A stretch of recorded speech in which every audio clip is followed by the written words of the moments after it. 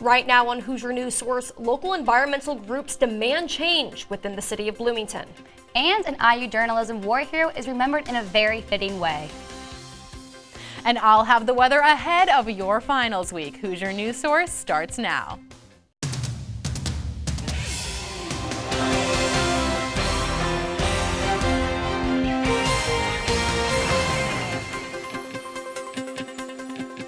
Hello and welcome to the final edition of Hoosier News Source for this semester. I'm Allison Zeihammer. And I'm Kenley Johnson. We begin our show with the story of how various groups right here in Bloomington are tackling a worldwide problem. Hoosier News Source reporter Noelle Friel is in studio to tell us more. Noelle? Thanks, Allison. Like you mentioned, local climate change activist groups organized a rally at Bloomington City Hall on Friday, demanding that the city declare a climate emergency. I was there to hear what they had to say. Take a look. Mayor Hamilton, even though you're not here right now, this is my message to you. Protesters packed Bloomington City Hall on Friday for a rally against climate change. The rally was organized by 3 local climate change activist groups called Extinction Rebellion, Golden Bicycle, and the Bloomington Hub of the Sunrise Movement. Eliza Dowd of the Bloomington Sunrise Movement said that she wanted to organize this rally to raise awareness about climate change and get Bloomington city officials into the right frame of mind. When we see them doing things like spending $50 million on parking garages in a convention center that will require a very high carbon convention center, that's not what matching with what they're saying, which is we support climate change and we are doing an amazing job and we are the best in the state. Being the best in the state in Indiana is not a high bar to hold ourselves at. Dowd feels that Bloomington city government simply isn't doing enough to combat climate change. Specifically, she says the organizers' demands are the city government of Bloomington to declare a climate emergency.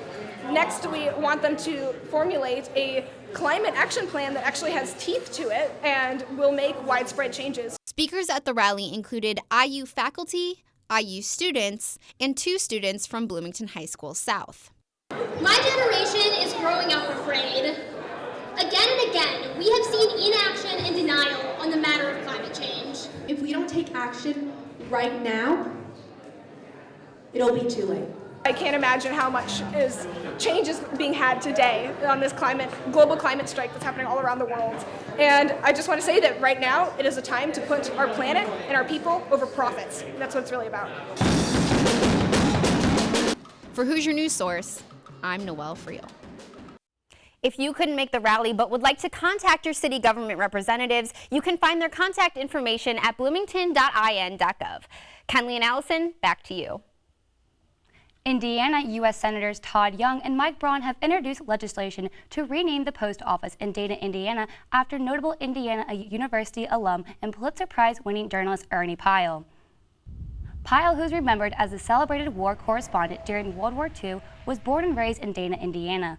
The legislation was introduced at the end of November. Ernie Pyle was best known for representing the common man and traveled alongside the U.S. Army throughout World War II. Pyle's life was cut short when he was shot and killed at the age of 44 on April 18, 1945, while reporting for the U.S. Army Infantry in Japan. 74 years after his death, the state of Indiana and the city of Dana hope to have Ernie Pyle's legacy live on for future generations to come. We're losing our greatest generation, so we're losing people who know about Ernie Pyle's writings firsthand. And so it's important that we continue this legacy. Senator Mike Braun described Ernie Pyle as, quote, an American hero who gave his life in World War II. The city of Dana remembers Pyle currently with a rest stop and highway named in his honor, as well as with the transformation of the home Pyle was born in into an interactive museum. The bill is currently awaiting Congress approval. Coming up, a comedy fest that raises awareness about equal play came to Bloomington. We'll have the story on that, as well as news that a popular dining location on campus is closing temporarily.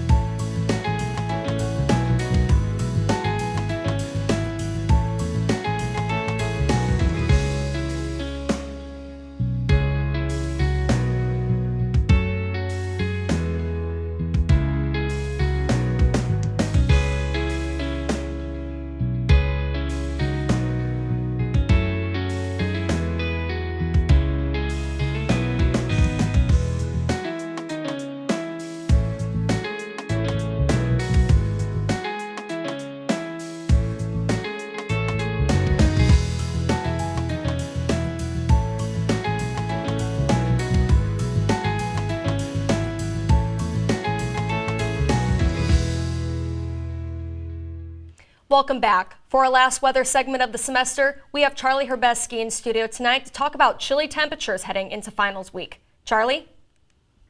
Thanks, Allison. I'm Charlie Herbeski filling in for Alex Gatzman today. Starting off with the weekly forecast, let it snow, let it snow, let it snow. There is a chance for some flurries this week, just in time for winter break. Get your snow boots ready for finals week. You may be dashing through the snow on the way to your exams. Along with possible flurries, there will obviously be a slight cool down for that home basketball game on Friday. Looking at the weather map, there's a cold front moving in from the northwest projected to hit Bloomington on Saturday morning. And on Friday for that home basketball game against Nebraska, it looks as though the snow will hold off until the weekend.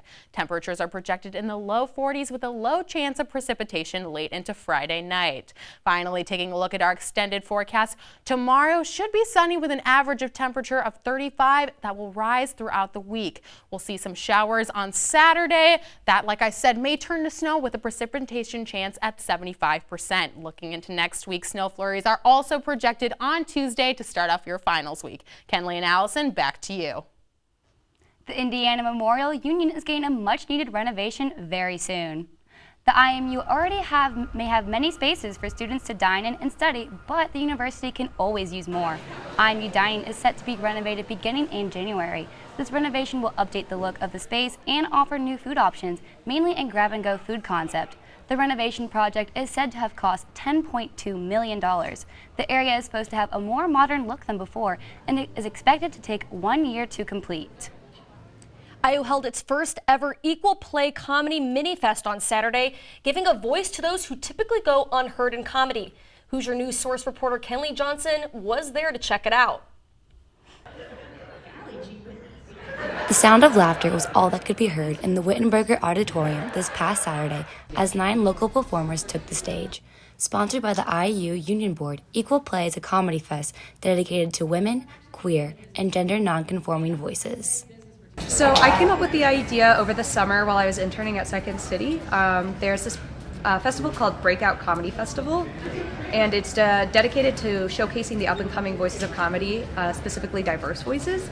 And while watching it, I was like, IU needs that. IU really needs that. In a field that is primarily dominated by white males, Equal Play's mission is to give overdue stage time to the unheard voices of comedy. For Equal Play, it's plain and simple. More representation makes for better comedy. For many of the comedians, this was their first time getting to perform. It was really cool. It was an amazing energy in the room. I'd never done stand-up before, so it was kind of nerve-wracking, but love that this was my first time because we had like a great vibe. The audience was amazing. Along with the local performers, the event's headliner was Tien Tran, a comedian, actor, and writer. As a member of the LGBTQ+ community herself, Tien showcased Equal Play's goal to the fullest with comedy and the power of diverse voices. I thought it was really good. I thought it was a great opportunity to kind of show off the voices in comedy that we don't always hear. And not just that, but they were like extremely funny on top of it. As a white woman, I'm in a position of privilege. So I thought starting this would be great, and then I want to hand it off to somebody who can represent this mission even better. For Hoosier News Source, I'm Kenley Johnson. To see a list of upcoming IU Union Board events, you can head to their website at imu.indiana.edu. We'll go ahead and toss it over to Joe Cantor, who's your News Source sports reporter who will be graduating at the end of this semester. He's here for the last time to tell us what the Hoosiers have been up to in sports. Joe? Thanks, guys. The Indiana men's basketball team will tip off against the Connecticut Huskies tonight at 9 p.m. from Madison Square Garden. This coming off an up-and-down week here for the Hoosiers where they went 1-1. Let's show you the ups. Big Ten ACC Challenge against number 17, Florida State. Hoosiers trailing 6-2. Al Durham takes it in and bounce pass sets up the Joey Brunk slam. Hoosiers down 6-4. A couple possessions later, it's 11-4, and it's Armand Franklin who rattles home the three-pointer. Franklin can do it all. Outside, how about a little inside? He lays himself out and gets the hoop and the harm. Hoosiers up 16-11 at that point. The Seminoles would hang around, though, in this one, however, getting every roll in the first half, just like this one, courtesy of Devin Vassell. Second half now, this is as close as the Noles would get it, down to 5, and Devontae Green, he slams the door. IU wins it 84-60. They sit at 8-1 ahead of tonight's matchup against the Huskies. Terry Morin has her ladies up to number 12 in the country, virtually uncharted territory for the Indiana women's basketball team. They sit at 7-1, only loss to the defending national champion Baylor Bears, and they were taking on North Florida, so let's get you out to Assembly Hall. Hoosiers down one early, but that wouldn't last long. Allie Patberg gets the floater to go, the redshirt junior, averaging almost 12 points per game. Then, later, check it out. It's Patberg again getting the Hoosiers going as she drives in against 3 Osprey defenders and gets the friendly roll. Patberg wasn't the only one getting the offense flowing, though. Chanel Wilson, hand in her face, does not matter. She drains the trifecta. Hoosiers up 15-3. Ball movement is key. Look at the vision of Jalen Penn. She flips it to Mackenzie Holmes, who does a little ballerina step inside and gets it to go. Hoosiers would cruise to victory in this one as North Florida could not keep pace. Brenna Wise puts the final nail in the coffin as IU wins it 72-45, showing why they are the number 12 team in the country. In other sports news, it was announced Monday that Diving In with Max and Caleb will be coming back for a second season. The popular IUS TV sports show led by Maxwell Glenn and Caleb Kaufman takes water polo coverage to new depths. Last year they dove in, but this year they are about to dive a whole lot deeper into the new sports of the team. In a press conference, Kaufman revealed that he and Glenn will be delivering content, and a smidge more content. The duo is set to make a splash with content set to release this week. The coverage will continue next semester when the water polo season begins January 25th. You can find all the diving in content you need right here on IUS TV. Guys, how about that Diving In with Caleb and Max coming back for another season? Are you guys excited? I hope somebody provides a little bit of content. Yeah, not sure if there will be enough content, not sure, but I am really, really excited for it. You know, I don't know too much about water polo or any water activities. Well, you're going to have to check it in. They're going to dive a little bit deeper. I know, and I'm really excited for that content. Well, as you just told me, it's been a really, really fast 4 years. So us here at IUS TV just want to thank you so much for all of your hard work. I want to thank you guys. Working with you guys and the rest of the Hoosier News Source team has been, without a doubt, the biggest honor of my college career. And I'm sorry to see you guys go, but I will be checking in to get all my news still from you guys. Well, we are sorry to see you go. We're really going to miss you here. And thank you guys for watching this week's episode of Hoosier News Source. To learn more about this week's stories, you can find us on Facebook, Instagram, and Twitter at IUS TV News. I'm Allison Zyhammer. And I'm Kenley Johnson. We hope you all have a safe holiday break, and we can't wait to see you next semester.